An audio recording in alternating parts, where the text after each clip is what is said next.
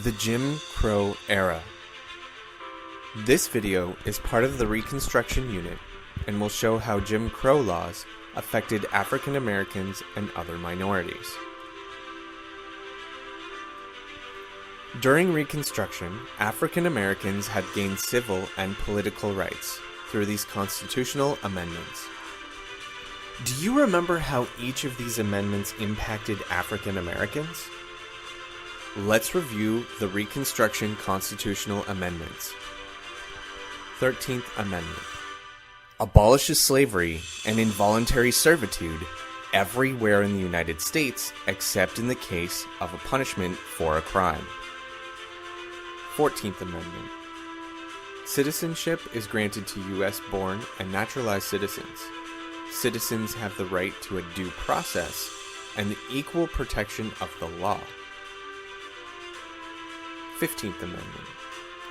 The right to vote cannot be abridged or denied by government on the basis of race, color, or former condition of servitude. Southern societies frequently opposed and even resented the civil and political gains of freedmen and women during Reconstruction. Many local and state governments passed laws to deny or abridge the rights of Black Americans.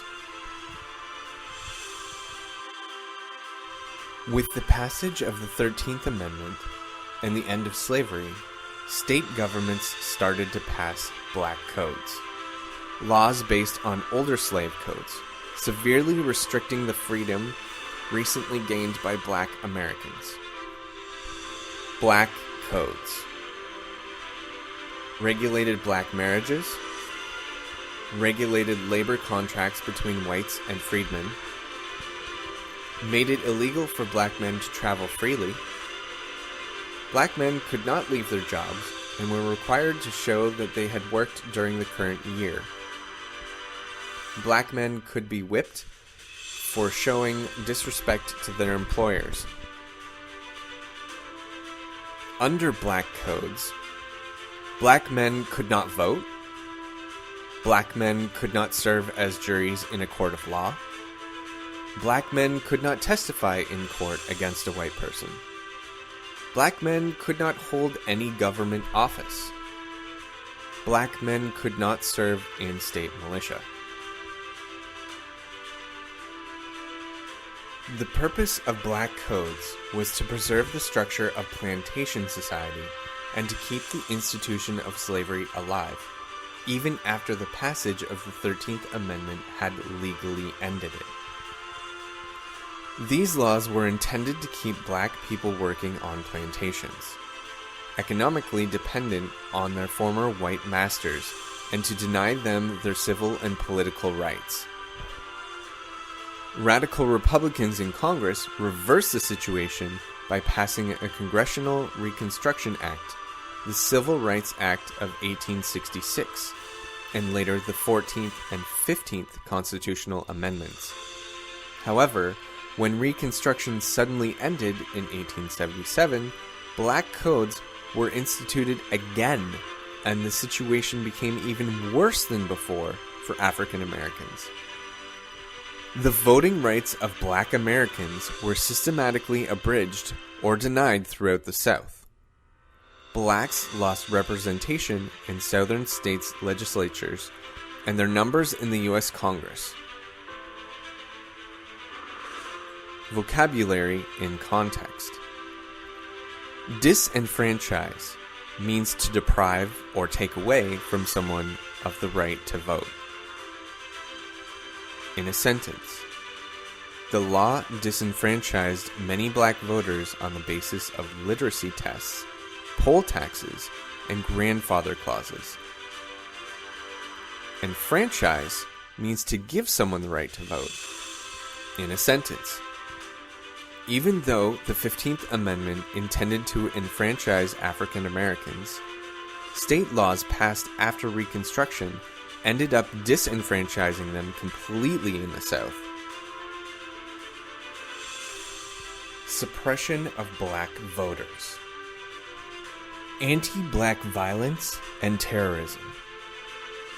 Groups used tactics such as beatings and lynchings to intimidate and discourage African Americans from voting. Literacy tests.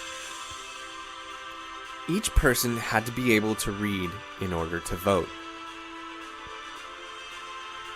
Most African Americans could not read or write, and thus could not vote. Poll taxes. Each person had to pay a tax to vote. Most African Americans at this time could not afford to pay the poll tax. Grandfather clauses. Each person could vote if his father or grandfather had voted prior to 1867. African Americans were disqualified from voting. Secret ballots and all-white primaries. Illiterate voters were deceived into voting for the wrong candidate. Only white people could vote in the primary elections. Property tests. Only those who owned property could vote. Most blacks did not own any property.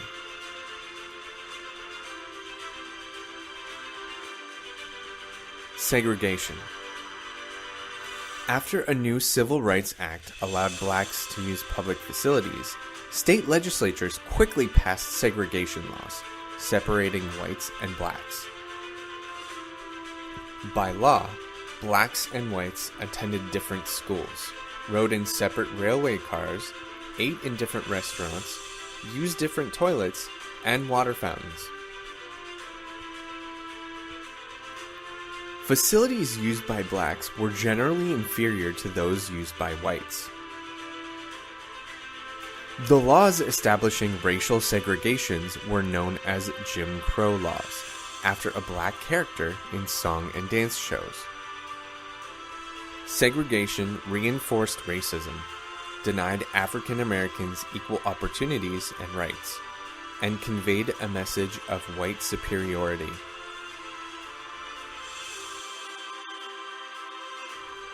Plessy versus Ferguson.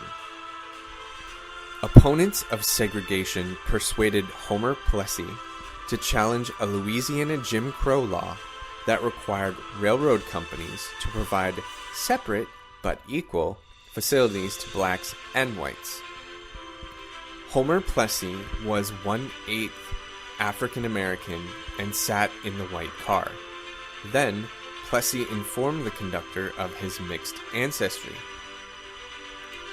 Plessy was immediately arrested. He fought his case all the way up, reaching the Supreme Court in 1896. In 1896, the Supreme Court upheld racial segregation in the case of Plessy versus Ferguson. According to the majority opinion, there is nothing in the law that states that some races are inferior to others. This is one of the worst Supreme Court decisions. It led to increased systematic racism and racial segregation. After the Supreme Court's decision in Plessy versus Ferguson maintained that segregation was constitutional as long as facilities were separate but equal, Jim Crow laws continued to expand unchallenged for many years. Segregation became a standard practice in the South.